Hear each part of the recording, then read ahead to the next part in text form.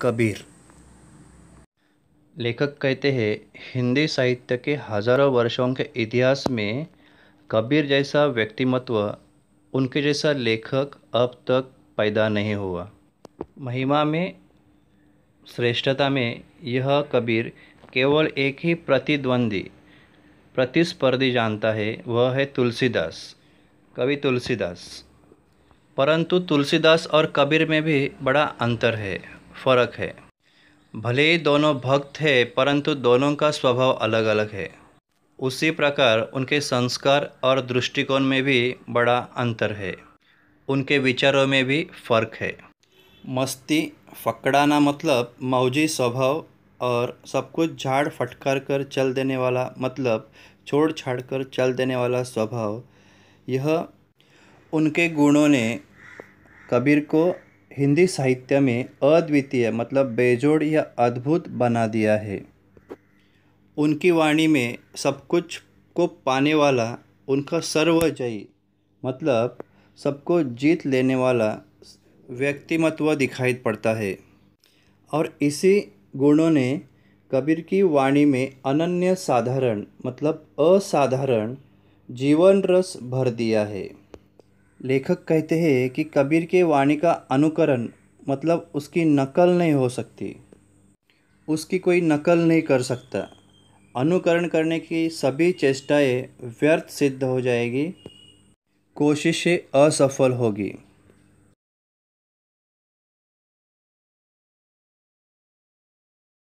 लेखक आगे कहते हैं, कबीर की वाणी, उसका उपदेश योग क्षेत्र में भक्ति द्वारा ही फूलता है, अंकुरित होता है। कबीर के कालखंड में उत्तर में रहने वाले योगी और दक्षिण के भक्तों में बड़ा मौलिक अंतर था। इनमें से एक टूट जाता था पर झुकता नहीं था, और दूसरा झुक जाता था पर टूटता नहीं था। एक गुट के लिए समाज की ऊंच नीच भावना मजाक बनी हुई थी और वह आक्रमण का विषय था, तो दूसरे के लिए वह मर्यादा और स्फूर्ति का विषय। संसार में भटकते हुए लोगों को देखकर करुणा मतलब लोगों के अश्रु देखकर वह कातर मतलब दुखी नहीं होते थे, बल्कि और कठोर होकर उनको फटकार मतलब डांटते थे। दुनिया के पाप को अपने ऊपर लेने की वाचा मतलब इच्छा से वह विचलित नहीं होते थे, बल्कि और कठोर और शुष्क निर्दयी होकर सूरत मतलब कार्य सिद्धि का मार्ग, ध्यान या भक्ति, और वीरत मतलब विमुख या वैरागी का उपदेश देते थे। कबीर कहते थे कि संसार में भ्रम निर्माण करने वालों पर दया कैसी, मुक्ति के मार्ग में अग्रसर होने वालों को आराम कहाँ। कर्म मतलब कर्म की रेख पर मेख मतलब कील मारने वालों को वह संत नहीं मानते। वह कहते हैं कि कर्म की रेख पर मेख न मार सका वह संत कैसा। लेखक कहते हैं कि कबीर की अक्खड़ता मतलब उसका हट्टी स्वभाव, उसकी निडरता या उसका सर्वप्रधान गुण नहीं है। जब वह किसी अवधूत मतलब सन्यासी को या योगी को संबोधित करते हैं, तब उनकी अक्खड़ता मतलब उनकी निडरता पूरे चढ़ाव पर होती है। वह योग के विकट रूप को समझाते हैं, उसको अवतरण करते हैं। गगन और पवन की पहेली बुझाते हैं, शून्य और सहज का रहस्य पूछते हैं, द्वैत और अद्वैत के सत्व की चर्चा करते हैं मतलब जीव और ब्रह्म के अस्तित्व की चर्चा करते हैं।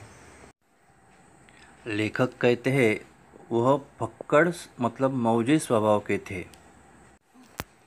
अच्छा हो या बुरा, खरा हो या खोटा, जिससे एक बार चिपट गए उसे जिंदगी भर चिपटे रहो, यह सिद्धांत उन्हें मान्य नहीं था।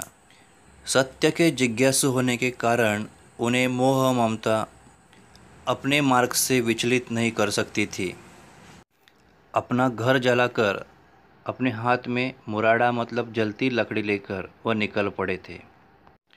उन्हीं को वह साथ लेने के लिए तैयार थे जो उनके हाथों अपना भी घर जलवा सके। सिर से पैर तक वे मस्त मौला थे, जो पुराने कृत्यों का हिसाब नहीं रखता, जो वर्तमान के कर्मों को सर्वस्व नहीं समझता और भविष्य में सब कुछ छोड़कर निकल जाता है। दुनिया के किए कराए का हिसाब किताब रखने वाला कभी मस्त मौला नहीं हो सकता। अतीत का मतलब भूतकाल का चिट्ठा खोलने वाला भविष्य का क्रांतदर्शी मतलब सर्वज्ञ नहीं बन सकता। जो मतवाला होशियार है वह दुनिया के माप जोख में अपनी सफलता का हिसाब नहीं करता।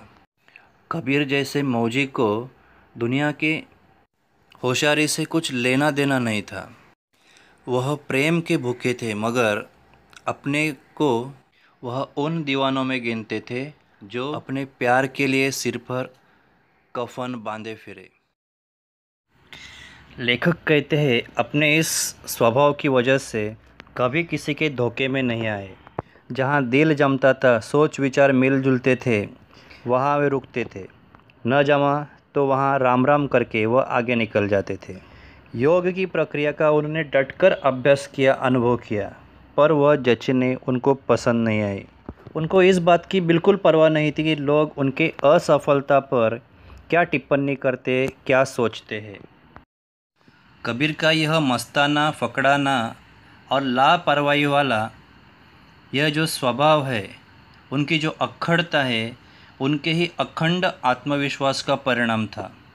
अपने ज्ञान, गुरु और साधना को उन्होंने कभी संदेह की नज़र से नहीं देखा। खुद के प्रति जो विश्वास था वह हमेशा अटल रहा। अपनी गलती का कारण कभी उन्होंने खुद को नहीं समझा, क्योंकि कबीर हमेशा मानते थे गलती बराबर प्रक्रिया में होती है, मार्ग में होती है या साधना में होती है। लेखक कहते हैं वह एक वीर साधक थे और यह वीरता आत्मविश्वास से ही पैदा होती है। कबीर के लिए यह साधना किसी युद्ध की मैदान की तरह थी, जहाँ कोई विरला मतलब क्वचित शूर ही टिकता हो। लेखक कहते हैं कबीर जिस साई की भगवान की साधना करते थे, भक्ति करते थे, वह मुफ्त की बात से नहीं मिलता था। उस भगवान को पाने के लिए खुद को आत्मसमर्पित करना पड़ता था। भक्ति के अतिरेक में उन्होंने अपने को कभी पतित मतलब पापी नहीं समझा, क्योंकि उनके दैन्य में भी, उनकी दीनता में भी उनका आत्मविश्वास कम नहीं हुआ। उनके मन में जो प्रेम छुपा हुआ था वह ज्ञान के गुण से तैयार हुआ था। कबीर युगावतारी शक्ति और विश्वास लेकर पैदा हुए थे। युग प्रवर्तक की दृढ़ता उनमें विद्यमान थी, इसलिए वे युग प्रवर्तन कर सके। इसलिए लेखक ने उनके व्यक्तिमत्व के बारे में एक वाक्य में कहा है, कबीर सिर से पैर तक मस्त मौला थे, बेपरवाह, दृढ़, उग्र, फूल से भी कोमल और वज्र से भी कठोर थे।